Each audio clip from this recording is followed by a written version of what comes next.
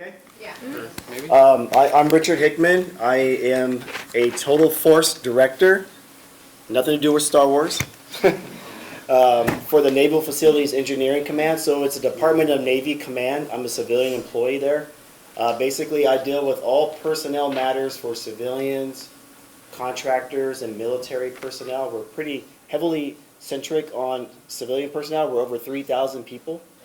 That are civilians, and about 300 military, and about equal number of contractors. But basically what we do is we provide facilities, maintenance, and infrastructure for facilities that are located on military installations. So for example, if you're driving down the 5 freeway, you hit Camp Pendleton, you'll see a big, nice building on the side of the freeway there. We built that. That's the new Navy hospital over there. So we build those kind of facilities and we maintain them. So we have a number of different trades in our organization. We have contractors, contract specialists, we have environmental folks, we have engineers, we have HR personnel, kind of the background where I came from. So that's a little bit about that. But as far as degrees earned, it's ironic that I'm here because I actually was here at Mesa for about a year, year and a half, and before I transferred over to the University of San Diego. And I obtained my degree there in English. So I got a BA in English from USD. And when I graduated, I went back to school and got a single subject teaching credential in English. And I'll talk about a little bit about that later, but I was an English teacher for a couple of years. And then I got into HR and kind of went down that trajectory. But so I started off as a teacher. I taught 7th and 8th grade language arts here in San Diego at Farb Middle School in Tierra Santa. I don't know if anybody's from Farb. Taught there, and I actually taught in Arizona. I got certified out there too. Taught in Arizona. It was a little bit too hot for me. I missed California, and I came back to San Diego and actually had a career transition when I came back.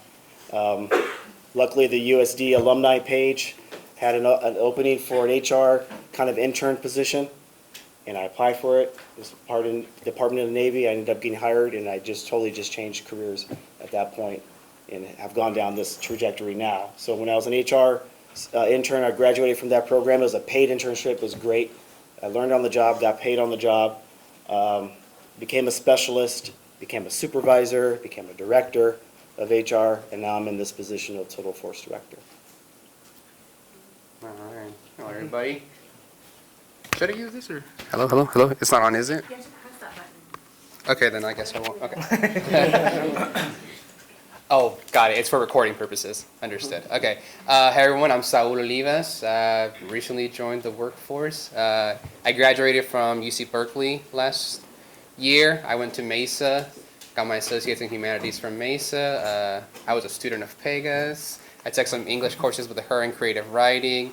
And I had a lot of great professors here at Mesa who inspired me to also become an educator. So going to Berkeley, that was my plan. I wanted to do a master's or a PhD in English or literature. And then when graduation came around, I realized I no longer wanted to do that.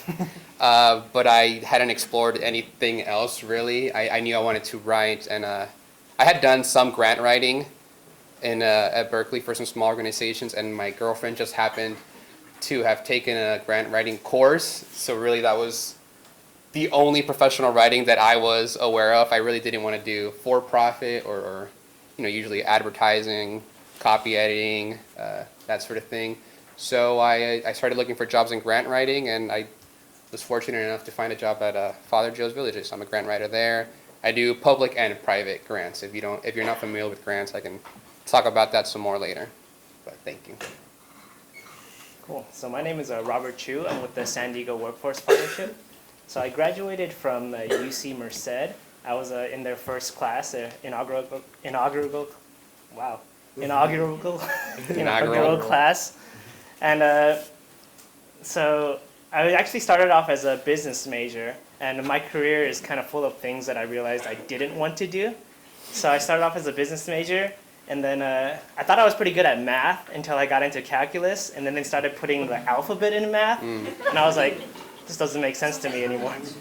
So I went into I had some political science classes on the side, and I really enjoyed them a lot. So I said, I like the alphabet. I don't like it in math, so I'm going to do political science and then minor in writing, which turned out great. So after I finished that, I started working at an attorney's office because I was thinking about going into law, just because it always seemed interesting. They always have really cool TV shows. And when I was working in law, the attorneys I would work for, they would basically be working every day. I would get into the office, they'd already be there. I would leave at night and they'd still be there, and I would come the next day, and I don't think they ever left. So my bosses, they would go on vacation, and they would come in here with a suitcase and start packing files to take with them on vacation. So it was like, again, that was probably not something I wanted to do. So I came down here and on a recommendation from a friend that had a temporary position open at my current organization, the San Diego Workforce Partnership. So I got into it, really enjoyed the type of work that they do, and just like working with people. And what I do right now is I'm a business partnership specialist, so I go around meeting with basically CEOs or company owners. We get a lot of funding from the Department of Labor that we use to help businesses in the local region. So I get to see a lot of cool things. I work for, I met an owner of a caramel company, so he took me through the process of how caramel is made. Like I go visit like Taylor Guitars and see how guitars are made. Like Hunter Industries, see how they make like all of their sprinklers and see all the machines working and stuff like that. So it's just really cool, and yeah, that's currently what I'm doing right now. Did you bring us any caramel? I actually ate it all. Hi everyone, I'm Antonio Alarcon, and I am a college dropout. All Don't worry, right. the story gets better. My man. So when I got out of high school, I had no idea what I wanted to do. But what I did know is that I was eligible for financial aid because someone told me, and they're like, go to the community college. You can go anywhere you want to go. And I was like, what's community college? Is that the place where we stole tennis balls from? Yes. I went to community college, and I spent 2 years working on an associate degree. I had to choose between my music career and going into business management economics to become an accountant. I transferred with an associate degree to UC Santa Cruz, and I was pursuing that degree in economics and accounting. And as it turns out, I'm not really interested in the type of work that being an auditor does on a full-time basis. I have to do some of that work now, but it wasn't for me, and I dropped out and moved back home, got my old job back working in a small Chinese food restaurant you probably never heard of called Panda Express. And I was tired of smelling like orange chicken every single day, so I applied for a job at a community college in the financial aid department. And while I was there, I was connected to the punk rock scene where I was from. I took journalism classes, creative writing classes, and I decided I want to help people and I want to write. Those are the two things that I really want to do. So I decided to transfer again and study journalism. So I went to UC Irvine, and from there I was writing for zines and stuff like that, going to concerts and playing concerts, doing fun stuff. And one of my friends was like, hey, you should double major in English. It's easy. It's only a few more classes. But what she didn't tell me is that it was only a few for her, but it was a lot for me. But I did it anyway. And in 2 years, I graduated and then ended up moving up to Santa Cruz and not becoming a journalist or a rock star. I got another job in financial aid. It's crazy. But while I was doing that, I was working on the master's degree and I finished it. I wanted to teach English at the college level because I could help students like me get to where they want to be. That's why I do the job, that's why I'm here. So I finished the master's degree, started working on a creative writing degree so I could finish my novel, still in progress. NaNoWriMo. I know, right? November, November, NaNoWriMo, National Write Novel. And I took on many jobs. I developed tutoring centers, program coordination, all kinds of stuff, developing systems, writing grants, and I just worked my way up through the college while teaching English at another college. and got a dean job, dean of counseling. Somewhere along the line, it came time to move to San Diego, and that's where I got the dean job I'm in now, where I get to do grant writing and strategic planning and working with our friends at PATH and all these great things that we get to do, international education and so many other things. But you know, it's working toward the future and figuring out what I want to do, and we'll talk about that in a minute. Thank you, gentlemen.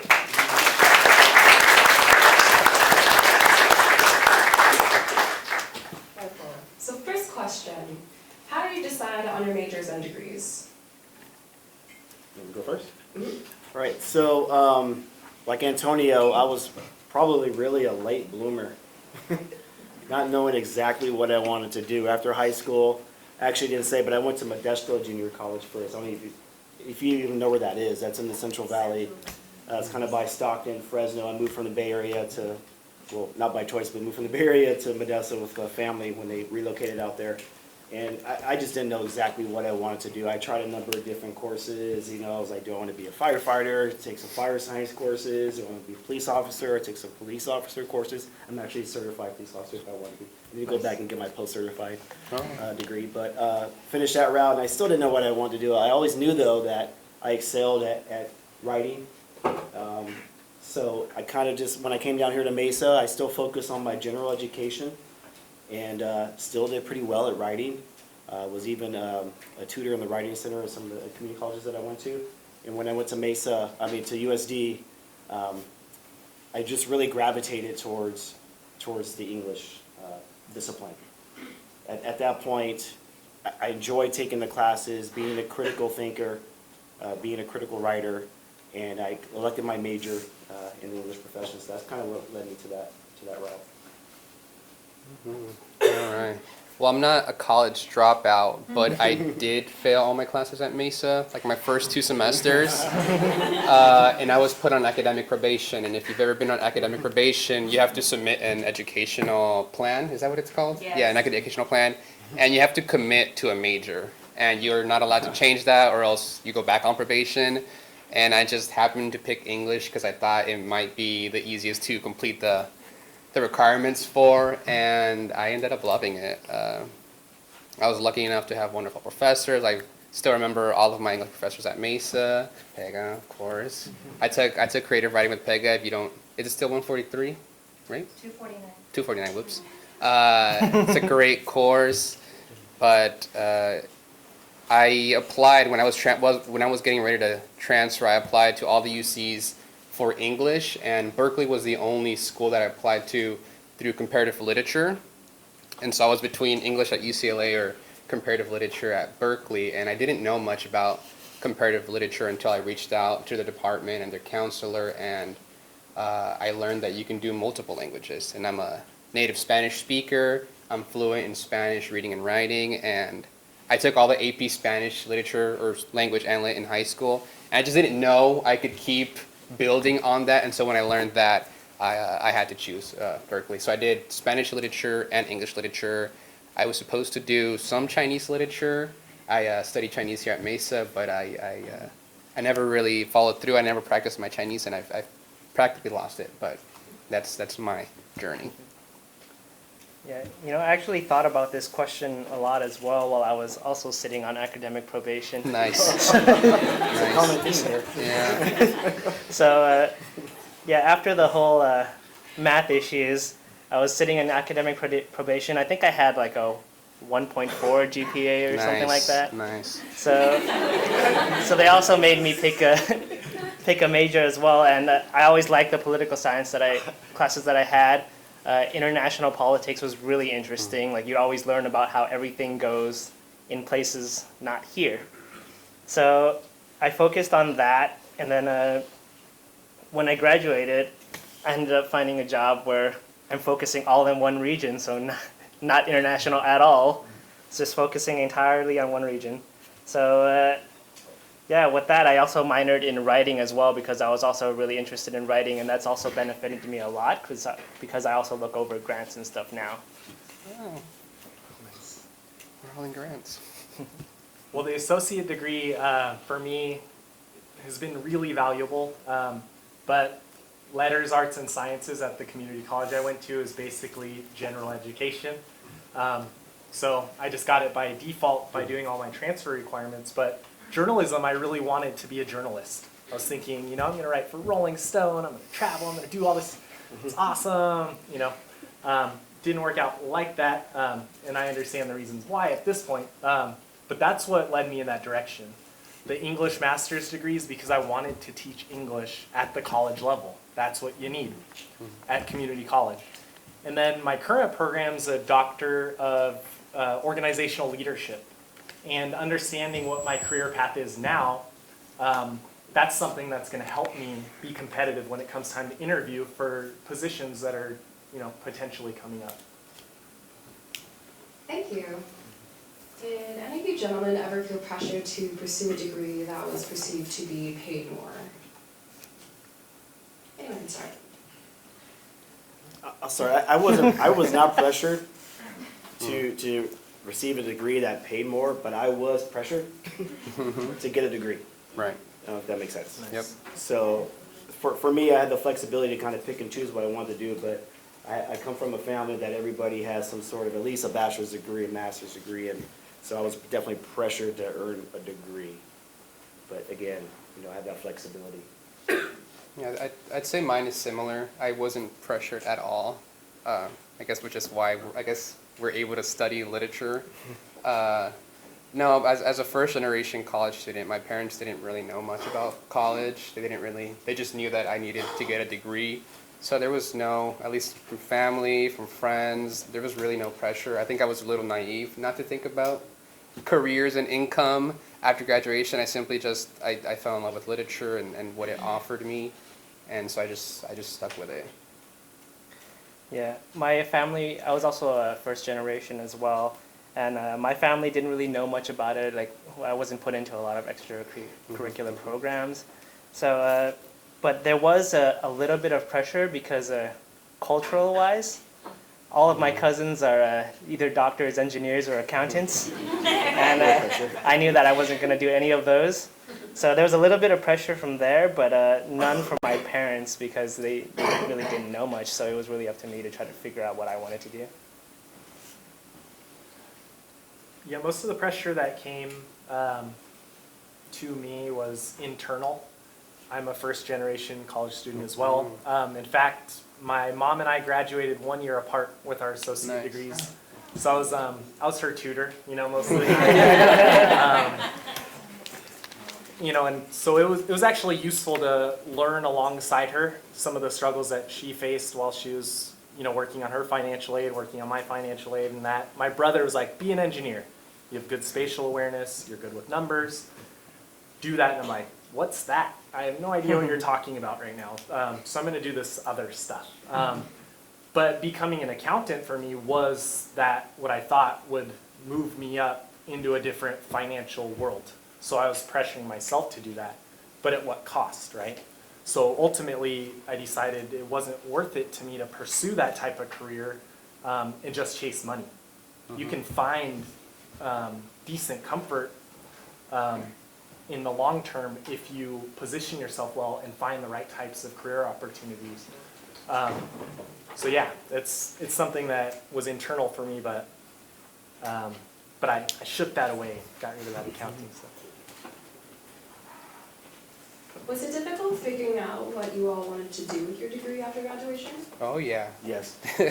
I think I'm the most recent graduate, but you know, I think people scare you too, and they always say, it's competitive, or you have to have all these experiences or skills. I think for me it was terrifying because I didn't really know anybody who had done that. I hadn't done that myself. You know, I never looked for a full-time job, or I never applied for a full-time job. I'd had part-time jobs or like internships, but never like a professional career. My parents always had multiple part-time jobs, so really looking for a career or some sort of full-time, that was terrifying. Yeah, and I feel like that's the general sentiment with a lot of recent graduates. I think people still from my graduating class are still looking for employment. Yeah. To be honest with you, there's a lot of comfort, believe it or not, in being a student. Because you have a set schedule, you have a routine going, you have deadlines you have to meet. And I remember when I got my diploma, like walking across the campus, being fearful, like, oh gosh, there's not gonna be class on Monday. I gotta hit the real world to find a job. And I remember looking for jobs as soon as I graduated, like what Saul was saying was, I looked into HR. I really wanted to get into HR after I graduated, and there was just no opportunities. You have to have experience everywhere, at least at that time. So, which caused me to rethink, okay, what else can I do with my degree? I knew I didn't want to be a writer or a journalist. So that's why I found a program at USC, and I went back to school, actually. I got my single subject teaching credential. Yeah, so I graduated in 2009, which is right after the Great Recession. So there was literally nothing available for anybody. So I actually came back down to LA from Merced, and I worked in another little-known Chinese restaurant called Panda Inn. Some of you may not know. I love that. Antonio probably knows, but Panda Inn is essentially Panda Express. They have the same distributor, except they put it on a plate and bring it to the Sitting, table, yeah. and then they charge you more because they're serving you now. So I did that for 6 months while I was looking for work, and then I ended up meeting someone that worked at an attorney's office, and then that's where I kind of transitioned into that. So, and that's going to lead on into one of the questions later, but let's leave it at that right now. There was a point when I graduated that I had an opportunity for a summer internship at this writing camp that was going on, and it was in Utah or somewhere crazy like that, and I had to make a decision at that point, do that and probably, pursue this path or, move up to Santa Cruz and start working. At the time, I was still at LensCrafters, which was where I worked in college, besides tutoring, making lenses or selling glasses, whatever, which is a great job in college, by the way. If you can get in there, worth. Free eyewear, learn some skills, meet celebrities, it's fun. More stories on that later. But I knew I needed to find full-time employment, but I wasn't super pressured. I was positioned well enough that I could survive working at LensCrafters and teaching part-time. But I knew that I needed to find something with benefits, something that could help support other things, like dental and all that kind of stuff that you need, really. So I started applying and interviewing at colleges, and then I found the financial aid job because I had financial aid experience and public speaking experience, which is critical for that position because it was an outreach type of position. So it worked out, but I was patient enough that I could kind of slow play it. What skills did you all gain from your humanities degree that you found useful in your career?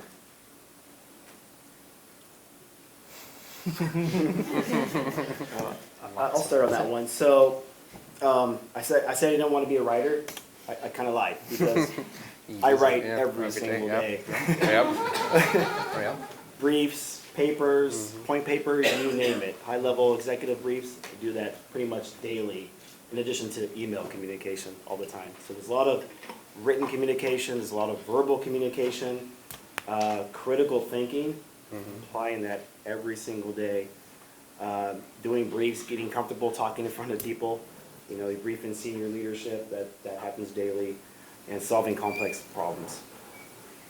Yeah, I think mine would be very similar. I think the biggest skill, I guess it would be considered a soft skill, but just the analytical skills. You really learn how to read between the lines or connect thoughts or predict outcomes. I think that's a huge thing because you use it for everything. In my job, I read and write all day. That's all I do. And through my humanities degree, I think I've become a really proficient reader, and that means having those skills, being able to decipher things, being able to create context and finding answers. Yeah, so I think definitely the soft skills. which is, yes, it's officially what they're called. Since my Yeah. organization actually has a research department that does entire reports and based on soft skills and things that you need to kind of basically make it. And it's going to be things like, being able to read a room, being able to network with people, critical thinking, problem solving, and that's all stuff that you'd get from a humanities major as well. Yep. All of those are really good. I think being able to identify what the big picture is and how pieces can fit into that picture and how we play an integral role into whatever that big picture is. Flexibility, I think, is something that's critical and has been critical for me in my career. Being able to research and to read different types of text, being a critical reader is super important. But you can look at a document like this and a document like this, they're very different, right? To the grant you have to submit next week is a very different This Friday. document. Yeah, this Friday. Right, Yeah. it's always this week. Right? And learning how to identify what are the components of those different types of writings, so that you can replicate it, and then you can bring value to whatever that next job is. Listening, public speaking, all those things that they made us do that I'm like, why? I'm a really shy person. I don't want to talk in front of people. Why? But, then you can make a career out of doing it, even as a shy person, right? So it's great. What do you enjoy the most from your career? For me, what I enjoy the most in my career is just working with people. I mean, I'm a people's person. I think with the humanities degree, it's kind of a given that you're going to be working with people, so I really enjoy that the most. I also enjoy solving complex problems. It's just kind of a tick that I have, I think, with being an analytical thinker. And communication, because there's always ways to improve it, especially in like an organization the size that I have with over 3,000 people. It's making sure the person at the very end of that 3,000 gets the same message. That's hard to do. I think what I enjoy the most, I have a lot of freedom. I don't deal a lot with people. My job is actually really solitary.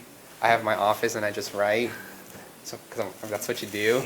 But I do have a lot of flexibility and freedom. I have my deadlines like this Friday, and as long as I submit stuff, I don't really have a strict schedule. So I do enjoy that, and I don't take that for granted. I do have a lot of flexibility.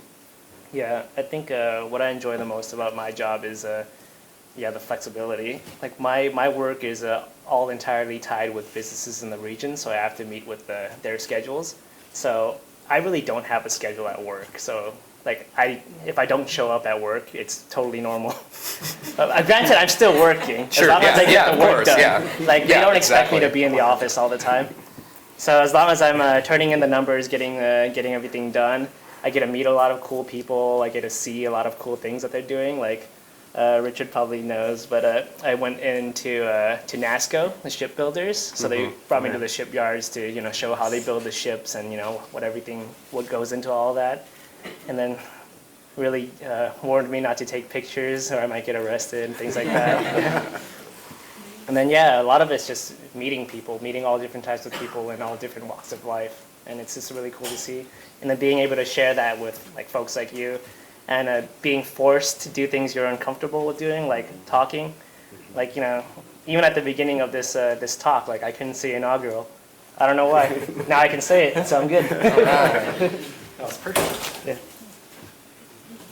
So I really love that I get to be creative and I get to create. I get to develop systems and make things, and whether it's making it out of words or developing something like a tutoring center model that will persist beyond myself. Those are things that are huge.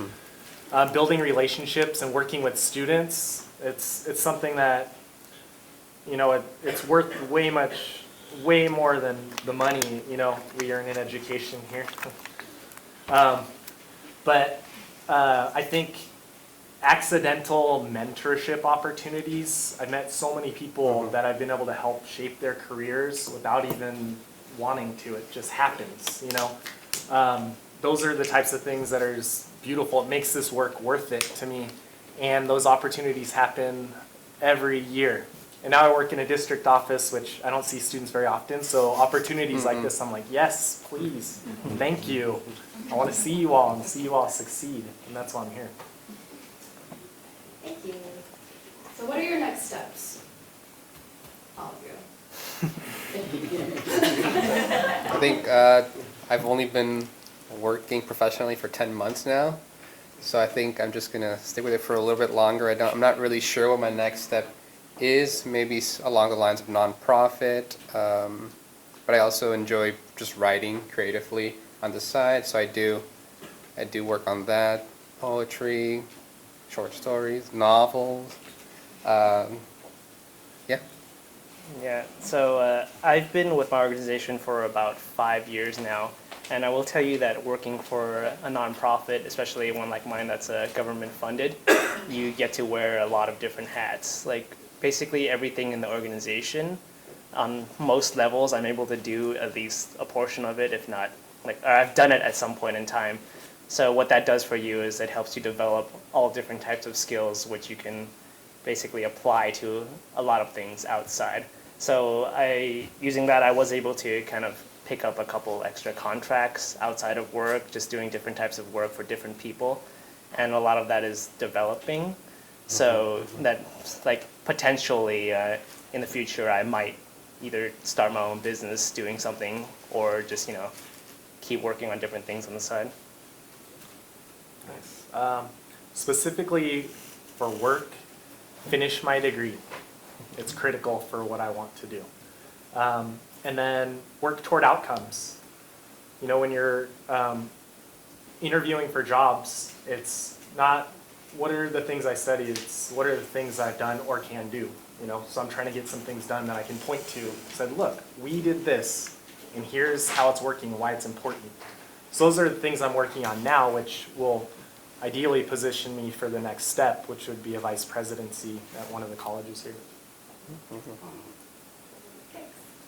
Richard? For me, real quick. I went first and they followed Messed up suit. the order. So for me, next steps, I've been in the federal government now for 13 plus years, and I've moved around in positions, like you said. It's good not to be stagnant, I guess, in those kind of positions wherever you are. I've been fortunate to be able to kind of move around, but I've been in a leadership position for the last 7 years. So for me, I just want to say to you, all of you guys, just continue to be a lifelong learner. School doesn't stop, and that's not where learning stops. Learning continues on even after school ends. So just continue to be a lifelong learner. For me, it's really just be more of the mentoring, doing some coaching for folks, and maybe eventually being a consultant outside of government. Thank you. And one last question from me before we take it to the audience. What is one piece of career advice you have for students majoring in the arts and humanities? I would say network. Just network with everybody. Like I was asked to participate in this panel because I met Caitlin at an event that we threw. So every job that I've ever gotten was through networking. Like I had mentioned earlier that when I was figuring it out, I was still working at Panda Inn, and then I went out to a nightclub with some friends, and then they had brought some friends, and one of them worked in an attorney's office. I was like, hey, you guys hiring? And that's how I ended up getting my first real job outside of Panda Inn. I think I'd second that. I'm not a huge fan of the word networking. It seems kind of impersonal, right? It seems kind of strict. But yeah, I think really relationships. I think my references are my community college professors for work from Mesa.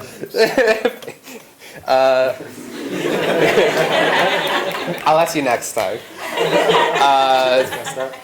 What was I saying? But aside from that, I think a lot of us touched on soft skills and how well-rounded a humanities degree makes you. I would suggest maybe branching out of your field and focusing on something specific outside or maybe adjacent to your field. So I did English here, but I also participated in speech and debate, and so that was a wonderful experience for me. I competed all over. And that gave me a lot of skills that maybe I wouldn't have gotten just from the humanities degrees. Want to go? Good luck. I mean, mine's the same, along the same lines. It's just really just networking. You know, if you have an opportunity, maybe to do some job shadowing, kind of get to know the field you might be getting into to see if it's something that you like to do. That's always a good tool to have. But networking is really important, though. I mean, I hate to hammer home on that, but it really is. You got 4 things. Oh. Try to identify a long-term goal. If you can do that, then you can work backwards and figure out what you're missing. And then you can fill those gaps with certain skills. If you want to be a technical writer, well, you need to learn about user experience, right? And user interface and those types of things. I'd learned some other hard skills besides all the soft skills and critical thinking and all that stuff we learned. Learn Excel, learn the stuff on the computer, some design work, whatever it might be. You know, do the internships, work on projects, work on relevant jobs, and every job you get, figure out what's useful from that job to transfer into other types of work. Because if you can identify like, hey, I did this thing, which means I can do this other thing, then you're letting employers know that you understand that your value and what your value can bring to the table. And then learn the hiring processes and the types of jobs you want so you can metagame for that interview and you can come in and win the interview because that's what it's all about. You know, if you learn the process and you learn the paperwork behind it, you can make yourself very competitive and get those interviews and then crush those interviews when you walk in the room. So I think another thing to say is that just don't be afraid of like hard work. Like if you're not, this might be a little too extreme, but if you're not suffering from it, you're probably not growing from it. So like in order for something has to be hard in order for it to kind of help you grow. Like if it's really easy, you're probably not getting too much out of it. You'll learn some, but it's the hard stuff that actually helps you grow. And in terms of like writing, like your life is basically you're reading the whole book. You can't skip chapters, you can't skip words. And there's going to be parts of it where some chapters, maybe 2 or 3 chapters where, man, this writer just sucks. But you know, you still got to read it and get through it. And that's, you know, you'll probably learn something from it. Nice. I actually have something to contribute to that. So, yeah, I do. Imposter syndrome is real. It is one of the realest things you will ever experience as an adult. But you just need to remember that you will always be good enough to pursue the things that you're passionate about. Just understand. As an English major. She's the poet. Does anyone want to ask any questions? I will go to you with this microphone. There's one right there. I'll open the door.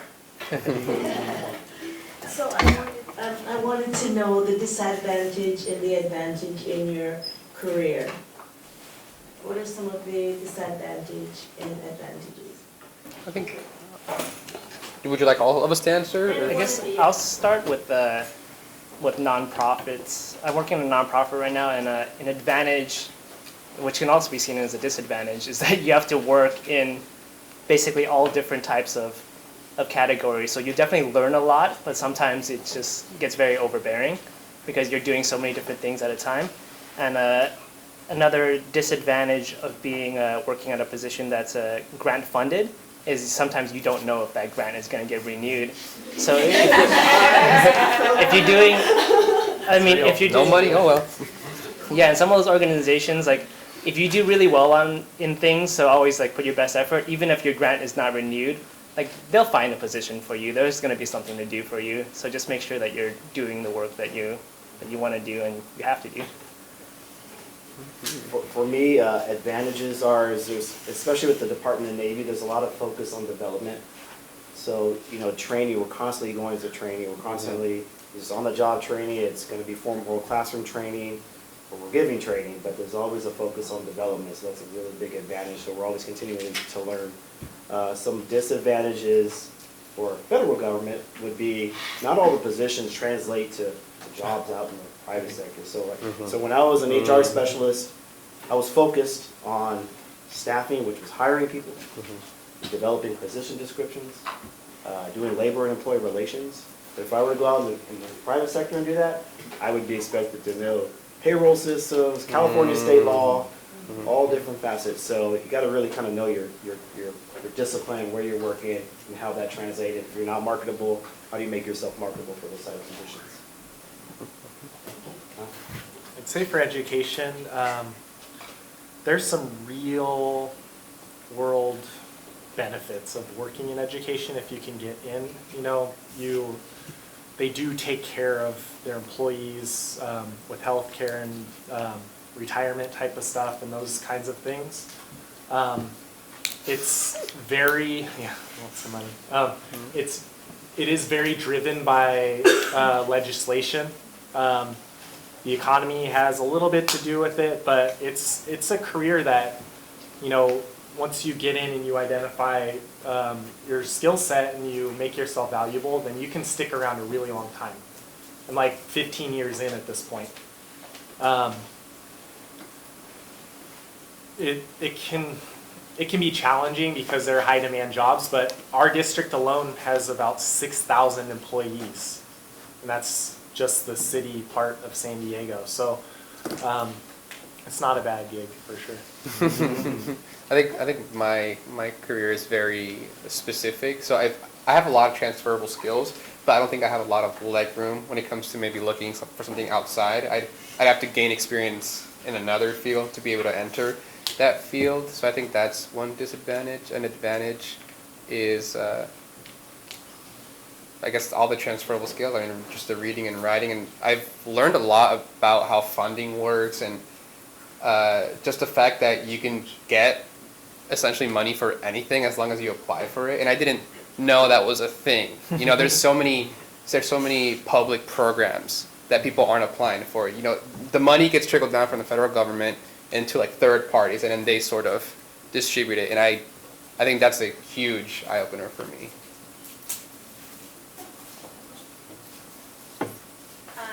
I don't need my. Okay. How did you guys find yourself like dropping out or on academic Probation. probation and like if you don't want to answer that's fine, but and what motivated you to like keep going and trying to get back into school and graduate and stuff like that? Well, I was never on academic probation. All right. Okay.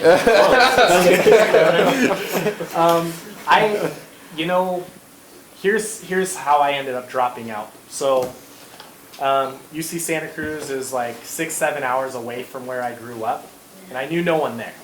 I was living in the dorms, playing on the volleyball team, in this new place, living in the dorms, doing dorm life things, whatever that means. And when I went back home for the summer, somewhere along the line I realized I hadn't done my FAFSA. And I missed the March 2nd priority deadline, and I missed the housing deadline, and I missed all this stuff stacked up. And I got to a point where I'm like, oh God, what am I gonna do? School starts next week. And I just didn't go back. So it was one of those things where it was kind of like, what in the world just happened? I'm still working this summer job again. Like, why am I here? Why didn't I just go back? Why didn't I just do a piece of paper, or the 60 pages to do a fast? No, it was like 8, right, at the time. But I just stopped going because things stacked up and became too much of a hassle. But going back, it was like, I need to go finish my degree because I don't want to be stuck here. I know what I want to do, and here's what I got to do it, so I have to go back to school and not be back on track. You want to talk about academic probation? Sure. I guess same thing as Antonio said. You sort of graduate high school and someone says, there's FAFSA, here's community college, go. And I had no passion for anything. I didn't know what I was doing, so I flunked that whole semester. And then I took like the other semester off. I ended up being hospitalized for like a year. So that time where I was hospitalized allowed me to really reflect on my life and what I wanted to do. And so after I got healthier, when I was in remission, I hit it full force. I was so passionate. I knew what I wanted to do, And also what helped is, I don't know if anyone knows, but you're allowed to erase like up to 12 units off your transcript. I don't know if anybody knew that. I didn't know that. That was a Academic lifesaver. renewal. Academic renewal. You can just erase if you don't want those classes showing up. You get exactly. You can get up to 12. I don't know if it's still the same. I'm not administration here. I don't want to give. Ask But admissions and records. yeah. Yes. So you're also allowed to retake classes up to a certain point, and then you can also just erase up to 12 units. So I just erased that semester. Huh? Okay. There you go. That's what that means. Thank you. Thank you. So yes, it wasn't. Yeah. So Berkeley was like, all right, you're good. I was like, okay, cool. Man. All right. Now that I just learned about that, I'm kind of mad. See? Wait a second. I didn't know about that one. Yeah. But for me, I had always disliked math, but it was also like in 2005 was when I started going into college, and that was when STEM was getting big. So it's like, okay, STEM, like, so now I gotta do something with science, technology, engineering or math. So of course I chose math because I didn't really like technology. Yeah. So I chose math, and going through like the first 2 semesters, I just did really poorly in it because I had always enjoyed it. I'd enjoyed math when I was going in high school because it was always just math. It's normal. It's like, this equals that. Like, how hard is that? So I found out that it's actually incredibly hard. And then I'm just really lucky that I had a good political science instructor. So because his classes are so interesting, I just kind of knew, like, I've always looked forward to his classes, so I might as well just make his classes like my primary classes. So it was kind of like pretty easy for me to make that switch, especially when I was no longer in academic probation after that. And I didn't know you could delete them, or hide them from your GPA. Yeah. It doesn't count towards Yeah. I guess I'm one of the other ones that didn't drop out, but Nicer. I was almost on academic probation. Barely getting by the Yeah. skin of my teeth there, Yeah. the 2.0, but I guess at that point, early on in my community college career, I just wasn't really focused. I didn't know exactly what I wanted to do, and I didn't put my heart and soul to some of the classes that I took, and I just kind of barely skated by.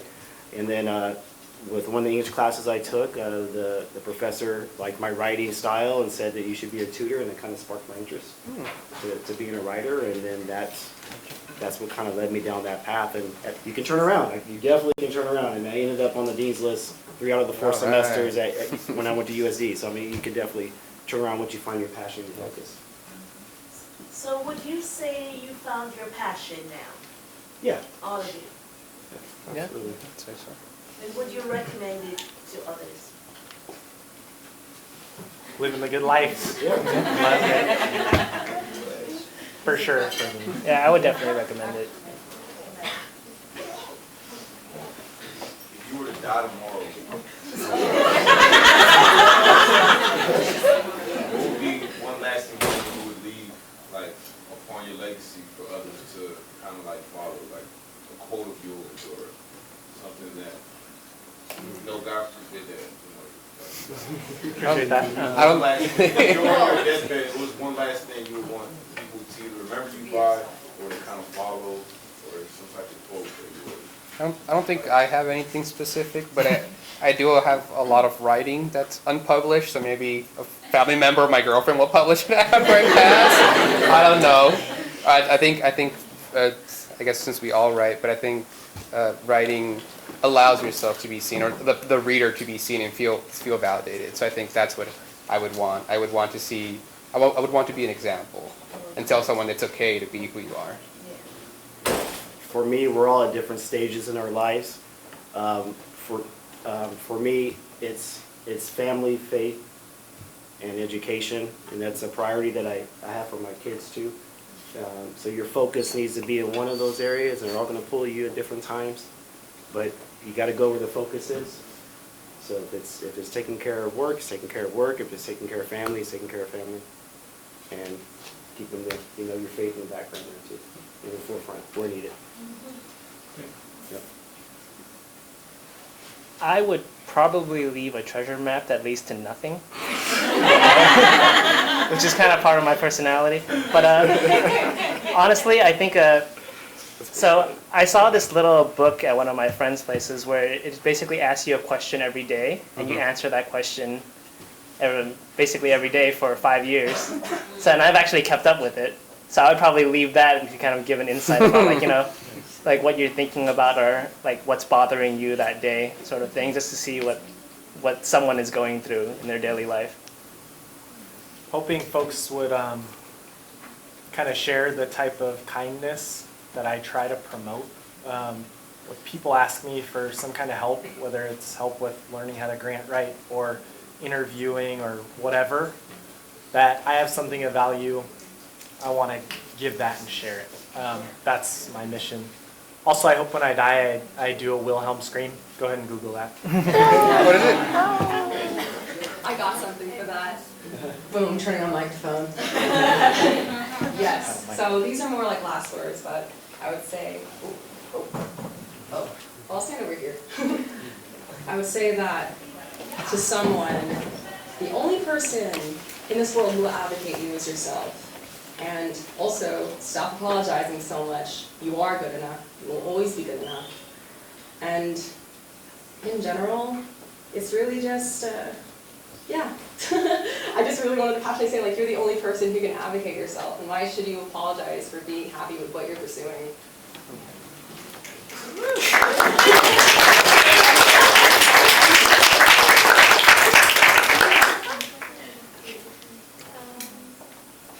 What mistakes have you made through your career path that you feel are avoidable for others? That's a good question. That's a good question. Not education. So my path has varied wildly. Like, I'm not a typical story for someone who comes into this type of position. Half of my career was in student services, the other half in instruction. I think, I don't know if it's a mistake, but something that I might be more intentional if I were back then to establish a plan. Because once I figured it out, what I wanted to do, then my career accelerated fast. But if I had planned it out from the beginning, I probably would have moved even faster. You know, and of course I'd be different, and who knows what would have happened. Maybe I would have got burnt out. I don't know. But, you know, the earlier you can figure out that long-term goal, so you can work back and plan to it, I think the more efficient you'll be in, you know, getting yourself to those career goals. Yeah, and I think I have to kind of align with what Ariel was saying, where it's just kind of don't tell yourself no. Like, there's going to be plenty of people that are going to tell you no. So if you're going to apply for a job and, you know, you don't have one thing that they ask for, like, just apply for it. Like, yeah, just don't tell yourself no. Yeah. It's transferable skills. Yeah. Yeah, I would I say haven't yeah. done it, but I could, But I could. figure it out Yeah. based on this. Yeah.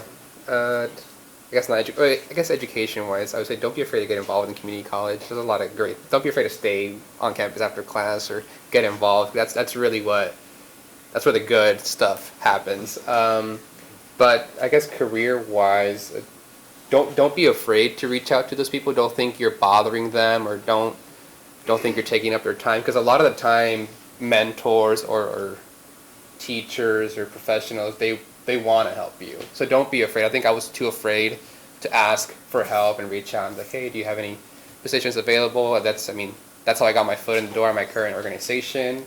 I reached out to the CEO through another party, and they were glad to hear from me. But I would say that don't be afraid. Reach out, because a lot of people do want to hear from you. They do want to help, even if you haven't heard from them or you haven't spoken to them in a while or whatever it is.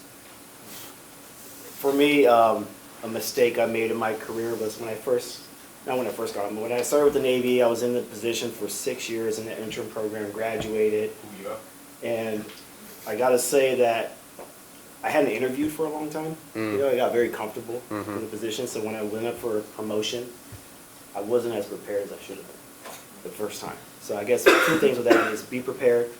Don't let a denial be your stopgap. You can always try again and be better prepared for the next time you go forward with something like that. And a little tip for you is when you are going for those interviews, it's hard. It was hard for me to express and toot my own horn about accomplishments that I may have made in my career. So don't be afraid to do that. As we said, be your own advocate. Okay. Yeah, a lot of the times for, at least for interviews, like once you're in the interview process, like you're already qualified. They already know you're qualified for the job because you made it through. Now it's just convincing them that you're a good fit. I guess if we're talking about interviews, I would say ask a lot of questions. Realize that whatever position you're working in, you're going to be working with the same people day in and day out. Ask about, the team. Ask about the work culture. What is important to them. I would say really ask questions because you're going to be there day in, day out. Almost like you're interviewing them, and that's a true Yeah. point because you got to make sure it's a fit for you too. Yeah. One more thing you can contribute to that, sorry. The mistake that you would make is trying to be perfect because perfect people don't grow or learn anything. Also, I see you, last question. So I'm curious, in your academic career, were there any professors or faculty at the campuses you went to that had a big impact on where you are professionally in your business career? So not just what they taught you in class, but any networking opportunities or them just saying, hey, it's a crappy day, I've had ones too, or anything that stands out in your mind? Office hours, that was something I avoided for the longest time, but a few of my instructors mandated office hours. And then that's where you really find out that these people up here are people, Yeah. and they give you the insight. One of my instructors, he was a staff writer for Esquire, and he would just tell me some of the craziest things that happened behind the scenes that didn't show up in the actual article. And he turned me on to a lot of different types of reading, helped with my writing a ton. I got one-on-one time where I got to go line by line on papers and figure out why my paper sucked. And it always did, right? So I think that's something where it was like, wow, they had identified problems and then they talk you through it in a way that you didn't get in the classroom. So use your professors, they have office hours and often, no visitors. So that's something, and then, the connections, networking and that type of stuff. These people, especially if they're professionals in the industry, they know people, they carry some weight, they can give you recommendations. It's totally worth connecting with those folks. Yeah, I would say, I said, my Mesa professors were my references from my employer. Some of my friends. Pega likes all my tweets. Thank you. And also, and I think I went to Pega when I was transferring because I was deciding where to go, and you don't remember that? She was a huge help. She was like, you know what? You would thrive in Berkeley. I'd rather see you go to Berkeley because I was deciding because UCLA was my dream school. And I had never heard of Berkeley. And Pega, she would have conversations with me after class. She's like, you know what, I think you would really like Berkeley. You would do really well there. The program sounds really nice. So I think that was a big help. Yeah, definitely. I had a professor that was very personable, and that basically just taught me that I was more willing to talk to him, more willing to go to his office hours. So that's kind of what I use now when I talk to business owners and stuff like that. Just be a little more friendly to them. Don't make it all just business all the time, because then it's never going to be fun for anyone. And if you're going to be doing this thing for 40 years of your life, you might as well try to make as much fun out of it as you can. Yeah, for me, I didn't take advantage of talking to my professors when I was here at Mesa. I would recommend that you do that if you're not doing it, because you can hear from the panel members. It's good to get to know them. It can offer a lot of insight into your schooling, your education, and your career. I did do it at USD though, and it opened up my eyes tremendously about the interpersonal relationships that you can build with folks. Ironically, one of the closest professors I got to, she was a Buddhist teacher. She was an actual monk at USD, and I would go in there with my 3-year-old daughter at the time, and she would just, just give me sage advice, guidance, and kind of just help me through understanding things in life. And ironically, my daughter is here now at Mesa, but she's not in class today. It was just funny, I was kind of full circle, but yeah. Thank you. Yeah. Well, I know we're kind of reaching the end of our program. I just wanted to thank a couple of people who helped put this together. Dr. Henderson, who's walking here, and Myrna as well. They're from the PATH program at the district, and Antonio and I, we kind of work at the same team. If you're interested in the PATH program, please talk to me after this event. Also want to thank Caitlin and Pavel from the Work-Based Learning Center here at Mesa College. They have given us these beautiful notebooks, these beautiful leather-bound notebooks to give to our wonderful moderator, Ariel, and the panelists. So if you guys